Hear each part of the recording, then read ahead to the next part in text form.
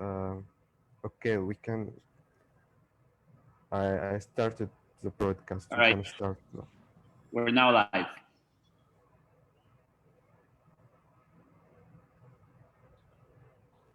All right, so we're very pleased to have with us a very special guest, Mr. Sebastian. It's a pleasure having you with us on Coders Talk. Yeah, thank you.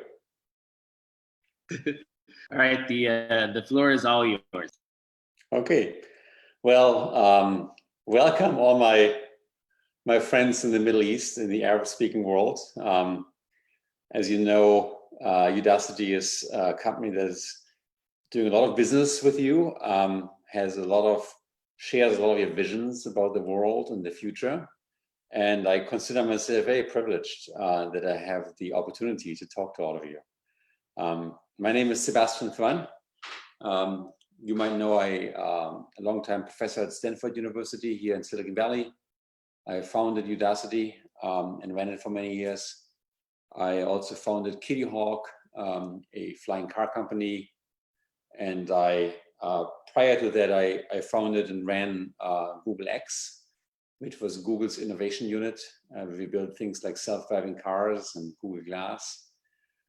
So I'm a Silicon Valley groupie, and I love technology, I love innovation, I love people, I love the planet. And I just always have a vision that we can make the world better for everybody. And we always have made the world better for everybody, and we will make the world better for everybody. Now, you all have taken our classes, which is great. Thank you for doing this. I hope you enjoyed it. I hope you got something out of it. And I hope you get a taste for the future. We live in a world now, I think, especially in the Middle East, where we are in a moment of change, where we go from a very different past to a very different future. And around the world, the future means technology, it means computers, it means coding, it means artificial intelligence. And you are now all part of this. Okay, so you have taken the first steps into that world and shown that you're proficient, that you're motivated, that you're driven, and you're capable. So congratulations of getting that far. And again, as I said, it's my honor and privilege to be talking to you. Let me say a few words about what's happening in the world. Obviously, we've all been shocked by the pandemic, and it has hit many of us. Many of us have lost friends. I have lost a friend who died. And it's certainly a challenging situation for the entire world right now. Might be the very first time in recent history that the entire world is facing the same problem. And it's interesting for me to see how we react. I'm not approving everything. Some of the stuff looks pretty stupid. But by and large, I hope that we can go past the pandemic, find a cure, find a vaccine, find treatment, and then go back to normal life. It's been hard here in the States. We obviously are the country with the largest numbers of new cases now, even though we are relatively small compared to India and China. But again, I hope that in a year or so, or half a year, we have a cure and this is passed. Other than that, let me talk about the stuff that happened before COVID and is going to happen after COVID.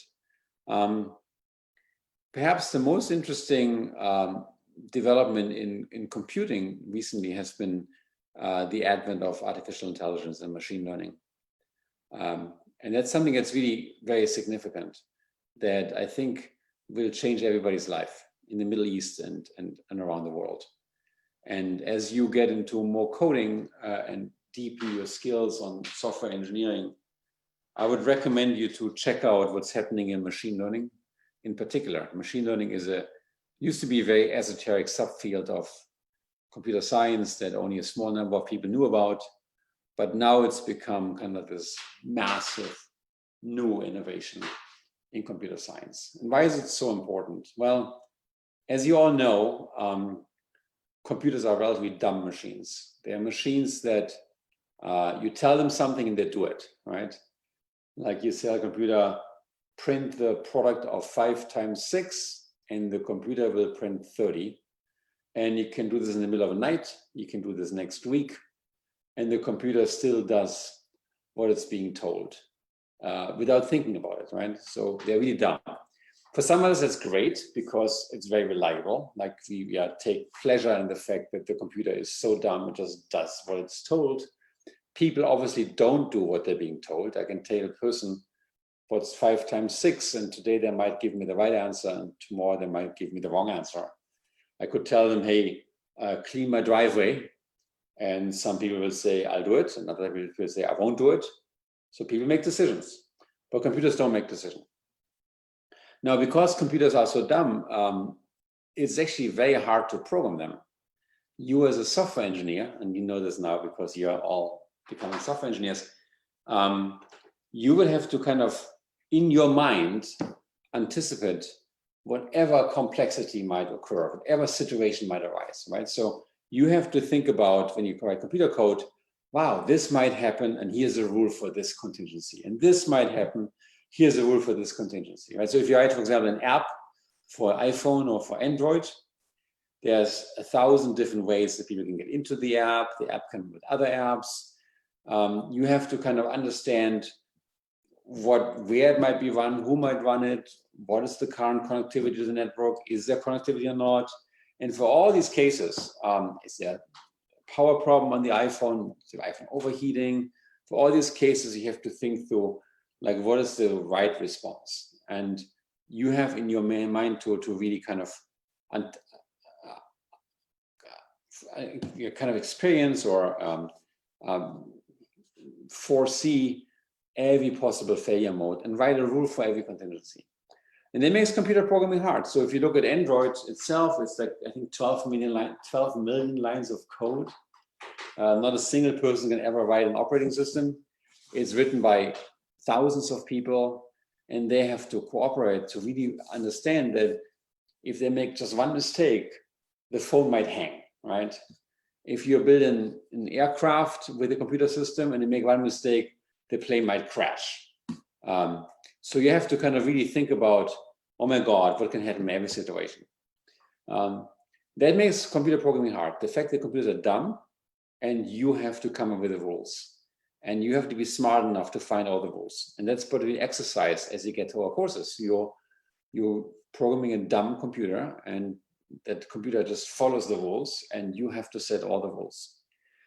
Now, why am I saying this? Because it is really the prelude to what's happening with machine learning, because that's the kind of the new thing that's fundamentally different. So in machine learning, we program computers differently. We don't program computers by giving them rules.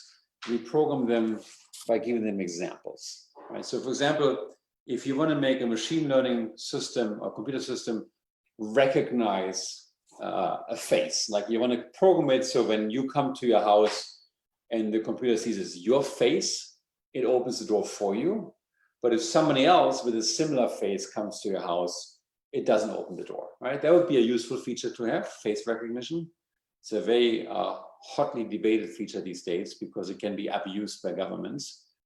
But how would you program a computer that is your face, right? So one way to do this is to kind of come up with the rules of what makes your face different. So you can sit in front of your face and stare at it, right? Like if it was my face, I would make a rule and say, hey, extract the oval of the face in the camera image. And then obviously I have no hair.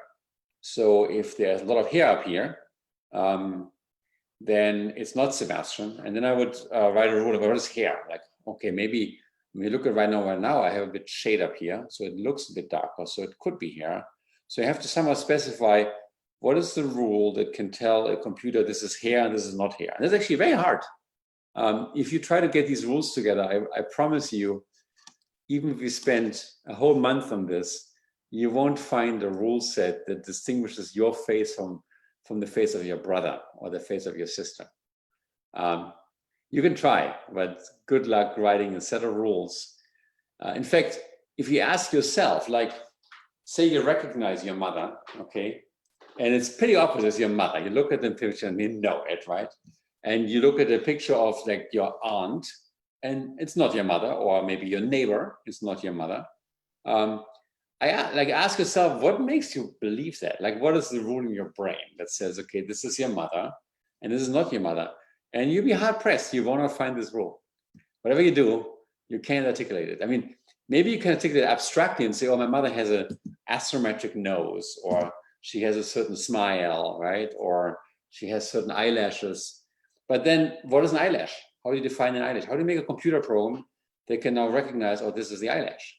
That's really hard. Or this is the smile. Like, how you parameterize, like what angle of the mouth in particular, and where does the mouth start, and how do you find the mouth? You will not be able to yourself tell yourself what makes your mother so special. Okay, so there's some magic that you are able to do that you won't be able to give to a computer.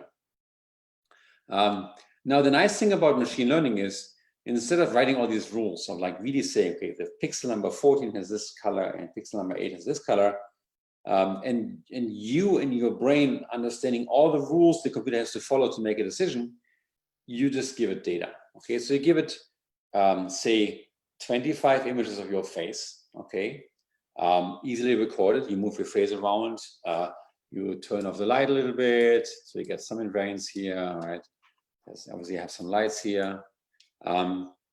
Maybe one day you're shaved and not shaved, or one day you wear a burqa or not a burqa, whatever the variation is that you want to put into the system.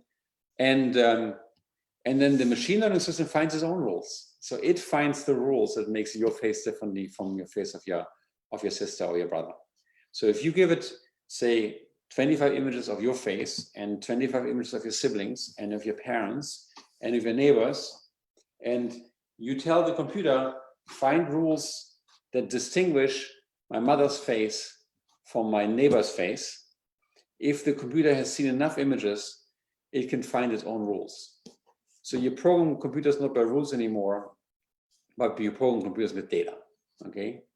And that is a massive fundamental shift. In fact, it invalidates some of the stuff you learned in university, because you've just been trained to program computers by rules, called computer code.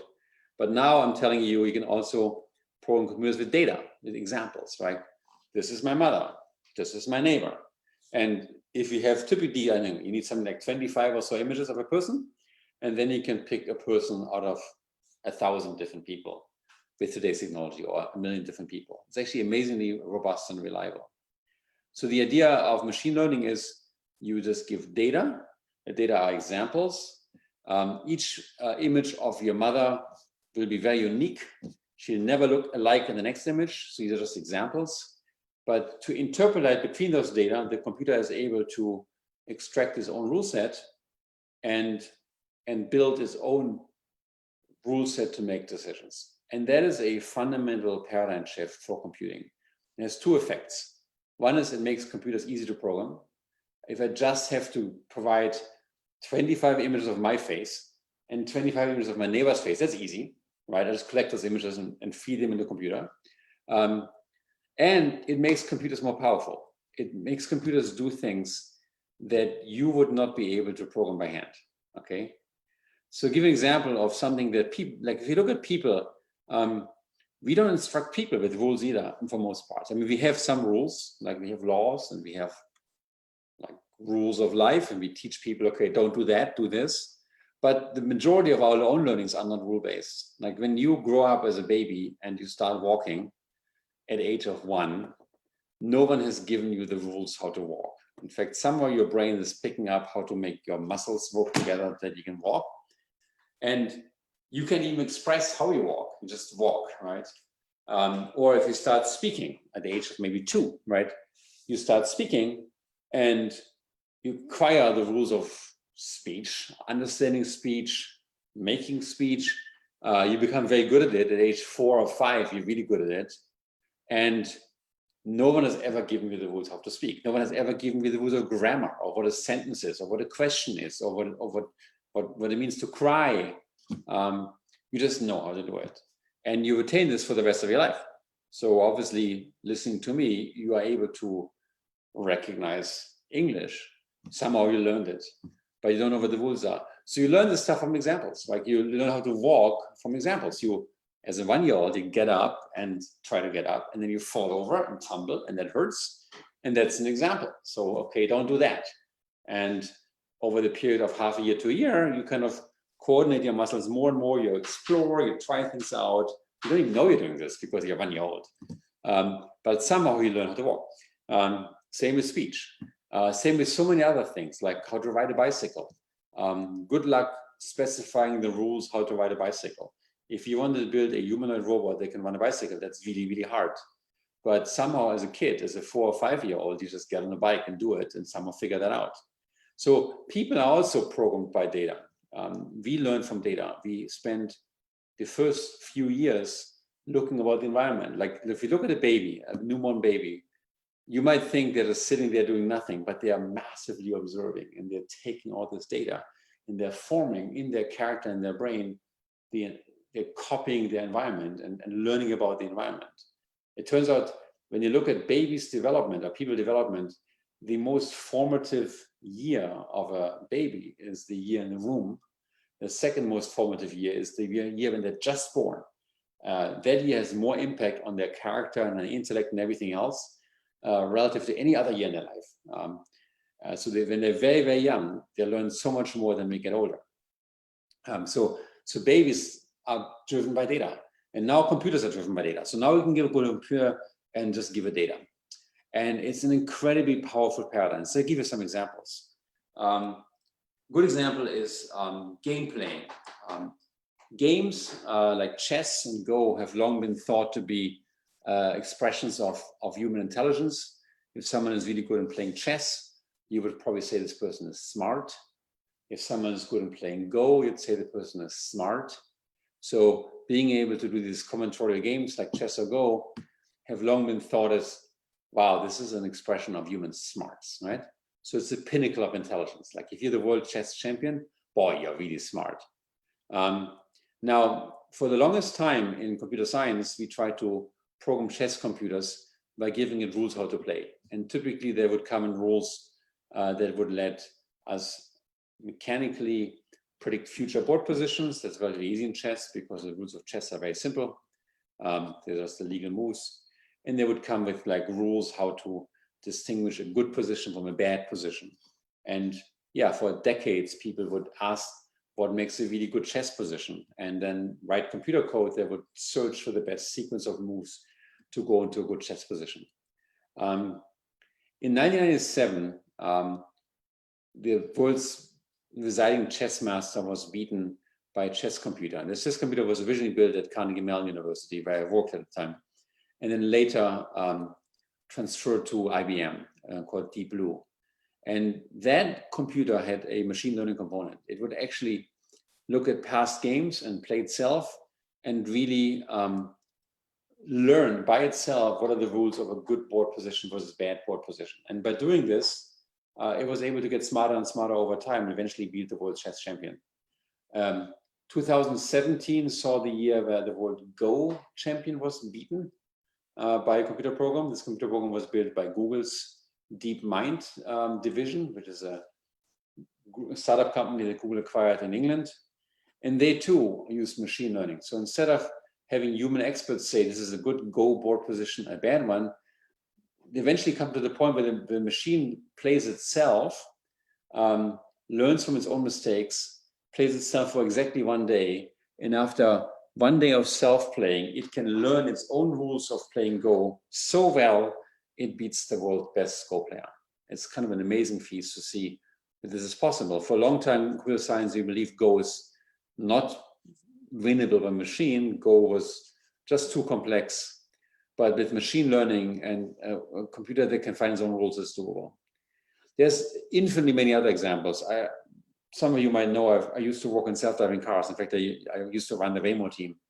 And in self-driving cars, the same thing. If you want to build a really powerful self-driving car, it's not that hard.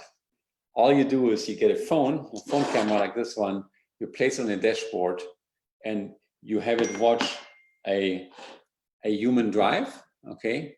And after watching you drive for, say, a day, it should be able to learn where the road surface is. And it should be able to learn what other obstacles are, other cars look like.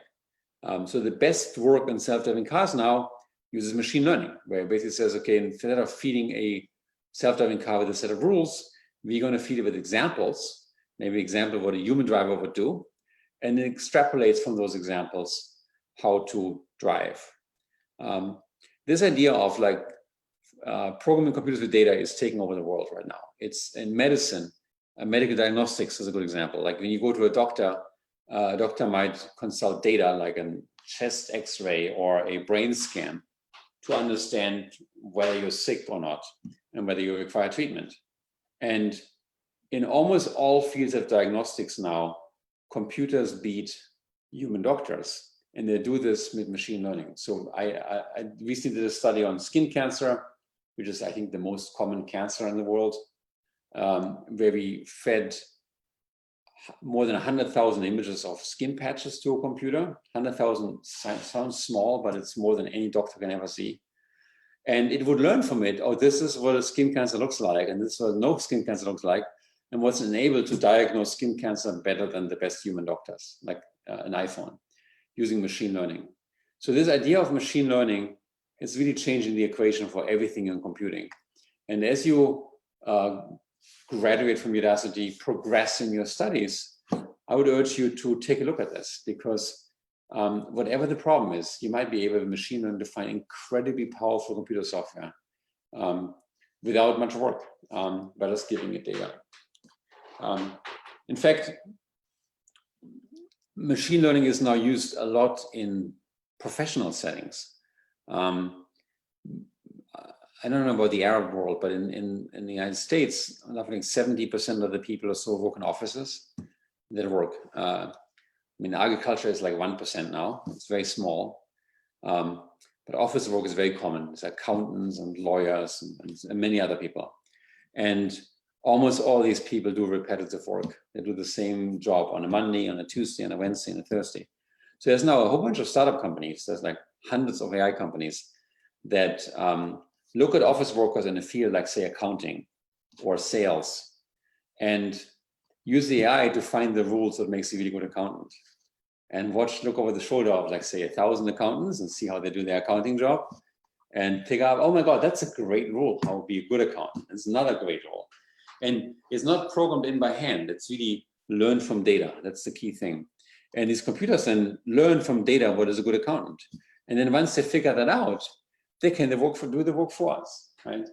Just imagine if you could, I would say for American workers, 70% roughly work in offices, 30% might be working in plants, like in factories or whatever. 70% of us work sitting on a seat, and 30% of us work standing, okay? I guess I'm standing right now, but normally I have a seat here, so normally I sit on my seat. For those who sit in the seat when they work, at least 90% of the work is repetitive. Like, it's the same stuff, right? And even like highly paid work, like medical doctors, super repetitive. Like if you come in and you're, say, I don't know, a cardiologist, and all you treat is people with heart problems, you do the same thing for 30 years, right?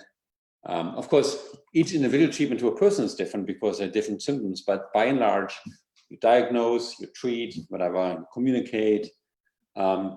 There's very simple things to do. So if you take this and you say 90% is repetitive, then you can, with AI, do 90% of the work of those people. So 70% of people work in offices, 90%, so 63% of work you can do with computers today.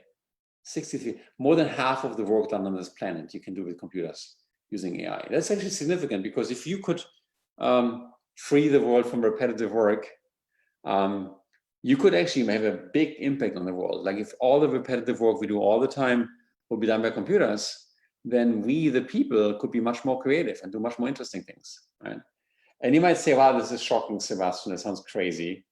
But changes like these do happen in humanity. Like 300-400 years ago in Europe, where I'm from, 95% of the people worked in farming, right? Like pretty much everybody worked in farming back in the day, because back in the day, there was no oil fields, there was no energy industry, there was no international travel, there was no Dubai airport. All we had was our local field and our pig and our chicken and maybe a little farmland. And one person was good enough to make food for roughly 4 people. So if we work the math and we realize there's old people that can't work and kids who can't be worked that much, then basically everybody had to be a farmer. And then we invented machines like steam engine and whatever, what have you. And now one farmer can make food for 500 people. And that led to a complete change. Now almost nobody works in farming anymore, right? There's still people left in farming, but it's very few, especially in the developed world. So we had new jobs. We became airline pilots, we became TV anchor, we became massage therapists. We have all these new jobs, right? We became energy engineer, what have you. And with these new jobs, humanity took a step forward. We got much more interesting and we got much safer. We live better. We have more food now. We have more security now. We have more education now and all that stuff. So I think what's going to happen is if we use AI wisely, then we're going to have a similar revolution to the agricultural revolution, where all of a sudden we're going to have really changes of the world where people get completely different jobs. And you can be part of it. As you study at Udacity or somewhere else and get into machine learning, try it out. It's very impactful. It's a real game changer. And it'll change the world massively. With that, I want to stop because I'm really 25 or so minutes in.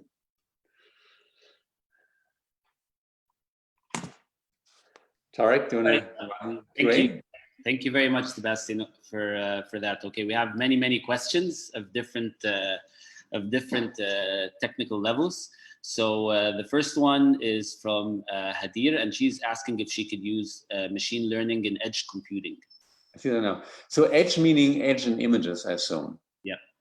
Yeah. So one of the processing steps in images that people have used over the decades is you get an image in, and it's like a set of pixels, like a little matrix with like 1,000 values times 1,000 values, and you want to find structure, like features. And maybe the most common and simple feature you could possibly find is an edge, like the margin between my face and the background is an edge. This line over here on the wall is an edge. And people have written sequences of PhD theses how to find edges. The most famous one is by John Kenny at Berkeley, the Kenny edge detector, which was yet another thesis contribution. But yes, so people have used machine learning to find edges. It turns out when it comes to image processing, people have used machine learning to do complete magic. One of the most interesting pieces of magic I've seen is you take a 1930s black and white or 1940s movie from World War II, I guess 1940s, and it's grainy, it's black and white, it's low resolution, low quality, and you run it through machine learning and you get a beautiful, high resolution, very crisp color movie out of it. It was just taken yesterday. That's much more than even edge finding. Yes, the answer is yes. All right. Ahmed is saying he's a huge fan of Udacity. He's been learning on the platform for over 6 years and it's changed his life. He's studying computer engineering and he's also gotten a flying car nano degree and developed his own autonomous drone. So he was wondering how he could somehow help out with Kitty Hawk. Come join us. We are hiring. We are hiring from around the world. We hire all kinds of talent. Unfortunately, we shut down a division of the company called Flyer. So the company actually became smaller as a result. But we have 2 projects right now that are very active. One is called Heaviside, which you can look up. It's a vehicle that's electrically powered like a drone, but it can fly 100 miles, takes off vertically, lands vertically, and can carry a person. And we have a project called Feather that we haven't made public yet, but it's very, very active. Yeah, please. Yeah. Hey, I love the fact that you're a fan of Udacity. My vision of Udacity was really to make great education available to everybody. And I believe especially in the Middle East, you have so many amazing, energetic, driven young people that are thirsty for great education. my dream is that I will be remembered for having brought great education to the Middle East and empowered people like yourself, Mohammed. Sorry, Ahmed. Thank you very much for that. Well, there is a question from Mohammed now. So he's asking, what is the best technique for face recognition? He's used OpenCV using Python. So he's asking, is that the best way to go? The best way for face recognition today is deep learning. It's machine learning. So you're going to use something like TensorFlow, where you really feed a network with many faces. Now, it's not just putting in faces. You can be smart about some of the things. Like, for example, you know that my face the identity is the same whether I'm in the left of the image or the right of the image, or up and down, or whether I look down or sideways. So there's certain invariances that you can encode on top of it, and certain core features you might extract. So there's literature on face recognition, but the core of it is machine learning, where you really put in lots of examples of faces. Interestingly enough, for most of the stuff, there's actually, historically, when I started Google Brain at Google, which is Google's deep learning team, which has taken over all of Google now. And in the first few years, we didn't train it on human faces, we trained it on YouTube videos. And the network became really good in finding cats and dogs, because there's so many YouTube videos with cats. It became really good in finding cat faces as opposed to human faces. But these networks are deep, they have many layers of processing. And they extract some basic features that eventually compose themselves to cat faces. And these basic features, if you use those to train human faces, you do a better job than if you train them from scratch. And Sharif is asking, what's the best way to start to learn more about machine learning and get into this space? Udacity has a number of programs on machine learning, from entry-level programs where you manipulate software without much programming to learn some basic concepts, all the way to some very advanced machine learning courses. So I would recommend enrolling in a nano-degree in Udacity if you're serious, and find the one that fits you well. Don't overshoot. So if you're a beginning software engineer, go for the beginning course. Okay, and Omar is asking, what are good habits what are your daily habits that help you run so many different things that you're working on, and can help, maybe he can mimic and help him become successful? There's a few things that I would pass on when people ask me, okay? Number one, never ever give up. Okay, that's the most important one. Most of us give up way too often, and that sucks. If you start something, you have to finish it, okay? If there's only one thing you take away from this, okay? If you start it, you have to finish it. It makes it hard to start things, right? Most of us start too many things. And if you force yourself to finish it, no matter what, then you'll be much, much stronger. The number one reason why people fail is they just give up, okay? And I mean, all of you listening, ask yourself, is there an example in recent life where you gave up? And if you hadn't given up, you would have been successful. The really great leaders never give up, okay? The second thing I want to say is, it is perfectly okay to make mistakes. And that's actually something that we underappreciate. Many of us are scared of making mistakes. So, for example, if you study law, then you want to be a lawyer. Why? Because that's what you're competent in, that's your expertise. So you want to find the job that maximizes your expertise. And I think it's the wrong thing to do. I think you should find a job where you learn the most, not where you maximize the expertise. And if you want to learn the most, what this really means is that you're willing to make mistakes, okay? So mistakes are great, okay? But there's one rule that I have, which is you can make every mistake only once. You can't make it twice, okay? So if you make it the second time, you fail to learn from your mistake, okay? And if you make a mistake once, then celebrate it. How cool. You're never going to make the same mistake again. Like, how cool is that? It's a better rule, in my opinion, than saying, let me do what I'm good at, so that I avoid the mistake in the first place. All right. Qasim is asking, do you think radiologists will be replaced by machines in the next 50 years? Radiology will mostly be done by machines. I'm a little bit hesitant. I think there's still the utility having a human in the loop, but these people will be massively supported by, and already are massively supported by machines. There's no, radiologists are people who read things like chest x-rays, and they find little shades of radiation that might become say a lung cancer.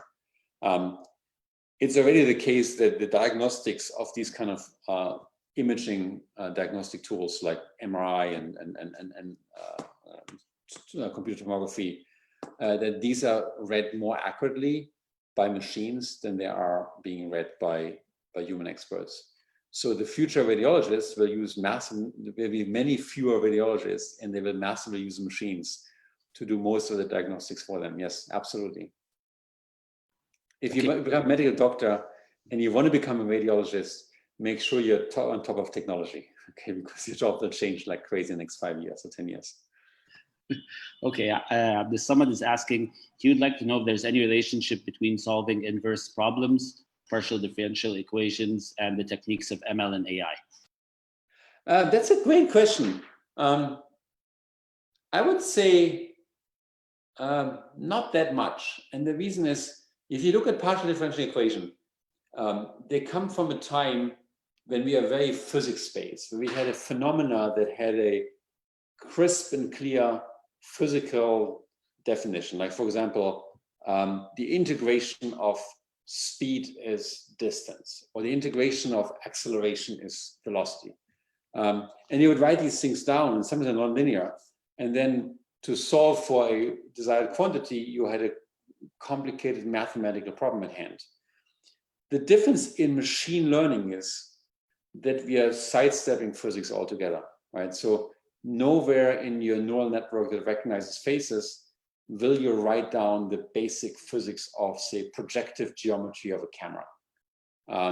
The projective geometry of a camera is, in a way, a differential equation, if you like. Or that over time you can model everything with differential equation.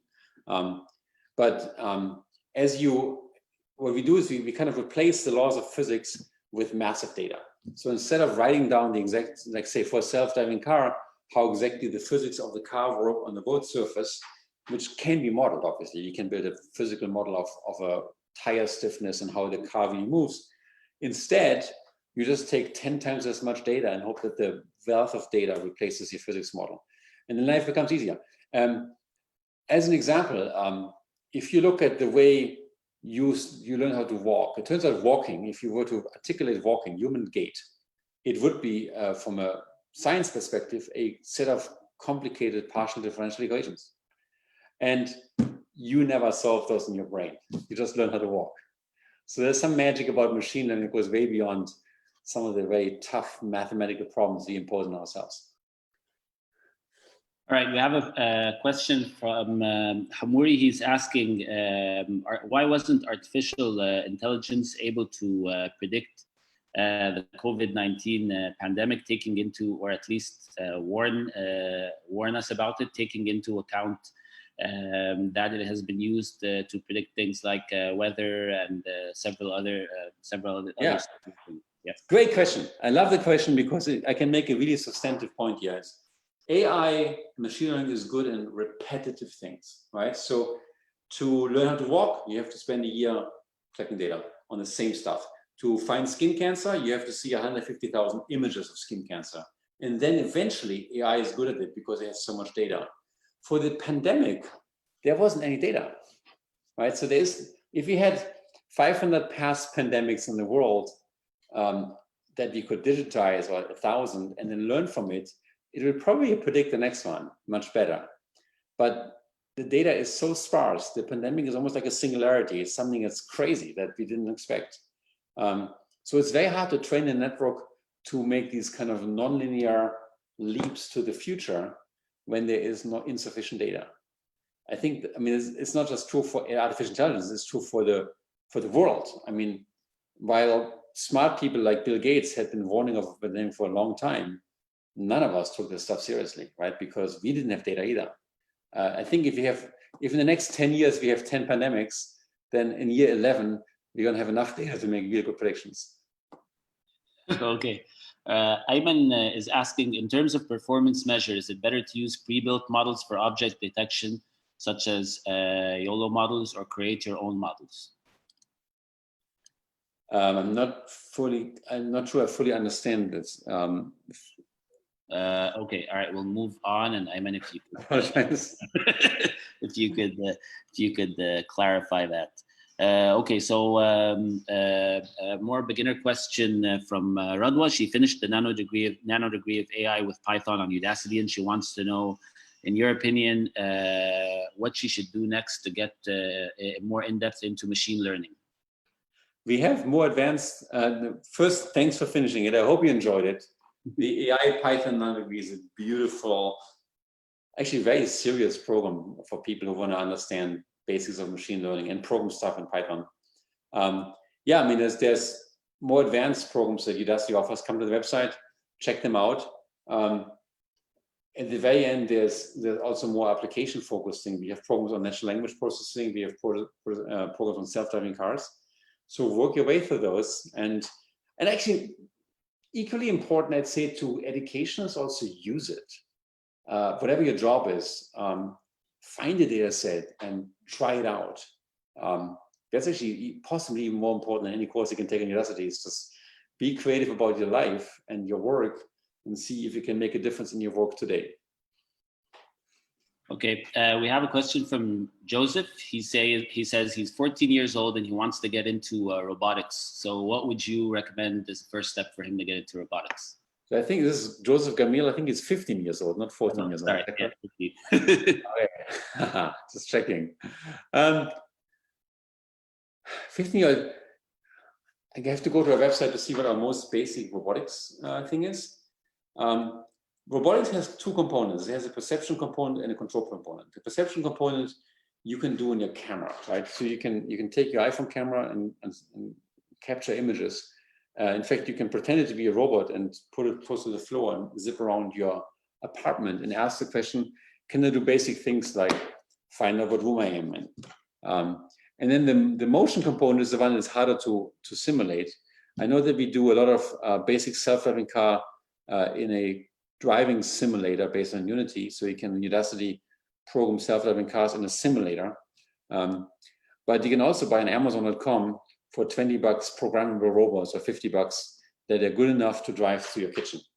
And if you get one of these robots and give yourself the task to find a tennis ball in your apartment and don't give up, right? When you start it, you have to finish it and get it to the point it finds a tennis ball. You've done a great job in robotics. All right, Saeed's asking, how can a machine in face recognition determine between a real live human being and a 3D picture of the same person? And there was another question that was similar, where someone was asking about how can a machine detect the difference between twins? Oh, that's a great question. There's a funny anecdote. When I worked at Google, someone came up with the idea, this is really true, of looking at your face to authenticate yourself on the phone. So that you can bypass the password. And there was a big meeting, like the entire company got together and looked at it. All was impressed. And then someone printed out on a color printer their own face, held it in front of the phone, and the phone unlocked. And it killed it. Apple did a better job. Apple bought a range camera company and put a range camera in here. And Apple is actually using the face already for unlocking the phone. And because it uses a range camera, it's incredibly hard to fool. So you can print out your own picture of your face, hold it in front of an Apple phone, and it will not unlock. But you can call it cheating. To some extent, what you could do is, if you do this, you can use machine learning. So for example, if you want to use your face to unlock a phone, if you just print an image, it's going to be very static, whereas a face is going to be more animated. And a face might even come with voice and so on.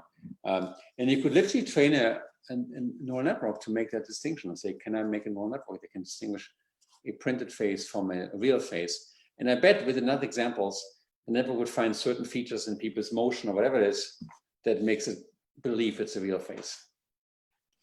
All right, we'll take two more questions because I know your time is tight. So Hanan is asking, what's the difference between computer vision and NLP?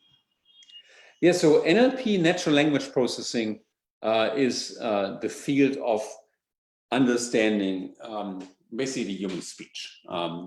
Speech processing is from the acoustic sound wave to like what vowel is being said, and from that point on, like, can we compose and understand the grammar in speech? Can we understand a question? Can we answer that question in a meaningful way? Can we have a dialogue? So, for example, if you buy one of these devices here, which is the Amazon Echo, Alexa, what time is it? It's 8:47 a.m. That's my local time in California. Obviously, it's different in the Middle East. What you just saw is an example of NLP, of natural language processing. So this thing listens to me all the time. It does keyword spotting, the word Alexa. Alexa, how old are you? Alexa, how old are you? I finished my 5th trip around the sun, and now I'm working on another one. Okay. Thanks for asking. Maybe it was And now if you'd like to keep the fun going, try asking me to sing you a song. Okay. NLP gone wrong.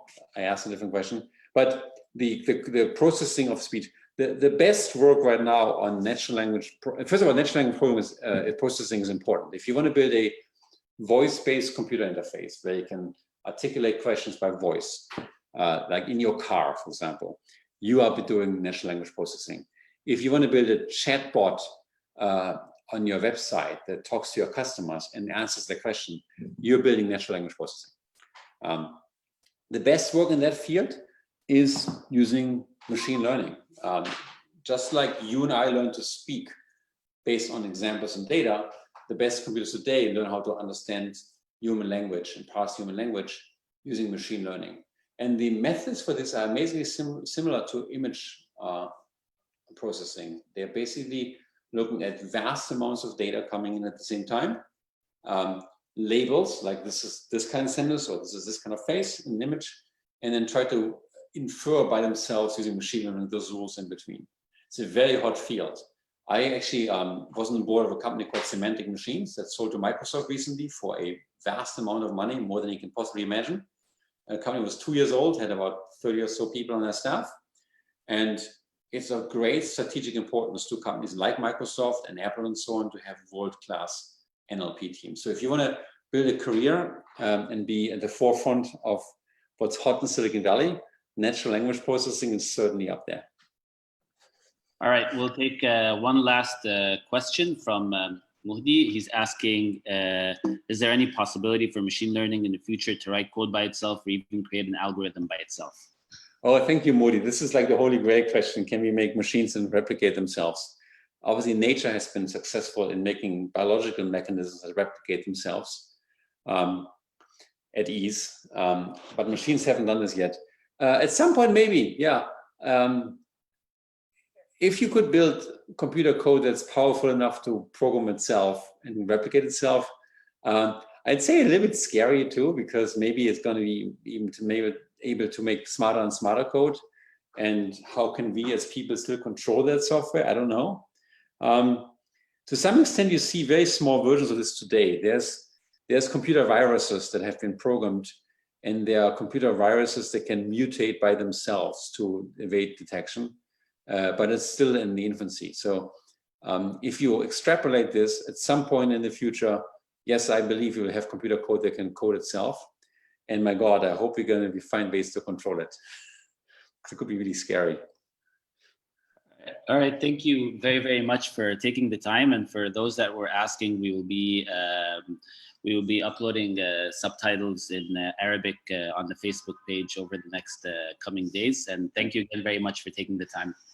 Yeah, and I want to tell everybody, the reason why I'm so enthusiastically taking the time for this is because you are my passion. If you thrive and learn and become the leaders of the world and change the world, it'll be so amazing, right? I mean, there's such a great diversity in the world and so much great opportunity in the world and so many people who don't have opportunity. You are the lucky ones. You have opportunity. You can make a difference. make that difference to the world and make the world better and make the world more peaceful or more democratic, whatever you believe in, I think use that opportunity, use your life for something great, okay? And you really can. Don't, there's no excuse for not doing it. And just remember the 2 rules that you learned today from me. And hopefully you accept them. Number 1, never ever give up. If you start something, you have to finish it.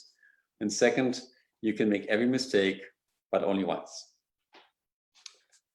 Thank you. All right. Thank you very much. Thank you. All right. Bye-bye, everybody. Bye.